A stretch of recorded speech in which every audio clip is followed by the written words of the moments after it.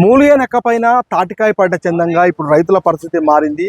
ముఖ్యంగా నిన్న రాత్రి వీచిన ఈదురుగాళ్లతో పాటుగా మరొక వైపు కురిసిన భారీ వర్షంతోని మొత్తంగా రైతాంగం అంతా కూడా ఇప్పుడు పెద్ద ఎత్తున నష్టపోయింది. మనం ప్రస్తుతం కరీంనగర్ మార్కెట్ యార్డ్లో ఉన్నాం. కరీంనగర్ మార్కెట్ యార్డ్లో తీసుకొచ్చిన దాదాపు నెల రోజుల నుంచి పడిగాపులు ఇక్కడ రైతులు కాస్తున్న పరిస్థితుల్లో ముఖ్యంగా నిన్నటి వర్షం అనేది మరింత కుదేలు చేసింది. ఒకవైపు ధాన్యంతో పాటుగా మరొక వైపు ఇక్కడ మార్కెట్కు సంబంధించి మక్కల కొనుగోలు కేంద్రాల్లో దాదాపు 15-20 రోజుల నుంచి కూడా కాంట అయిన తర్వాత కూడా వాటిని పట్టించుకోకపోవడంతో అవన్నీ కూడా ఇప్పుడు పూర్తిగా మొలకలు వచ్చే పరిస్థితి నెలకొంది. దీంతో రైతులంతా కూడా లబోదిబోమంటున్నారు. ముఖ్యంగా మార్కెట్ కమిటీ చైర్మన్ అయితే ఖచ్చితంగా ప్రతి గింజ కొంటామని చెప్తున్నారు. కానీ మొత్తంగా మన ప్రతి కేంద్రంలో కూడా రైతులంతా కూడా ఆవేదన వ్యక్తం చేస్తున్న పరిస్థితులు దృశ్యాలు మనము చూస్తున్నాము జిల్లా వ్యాప్తంగా. అయితే ఇదే పరిస్థితి మనకు ఉమ్మడి జిల్లా వ్యాప్తంగా కూడా కనిపిస్తుండగా ముఖ్యంగా మనకు ధాన్యం కొనుగోళ్లకు సంబంధించి కావచ్చు, అదేవిధంగా మిగిలిన మొక్కజొన్నకు సంబంధించి కావచ్చు, మార్కెట్ పెద్దగా సహకరించకపోవడము, అదేవిధంగా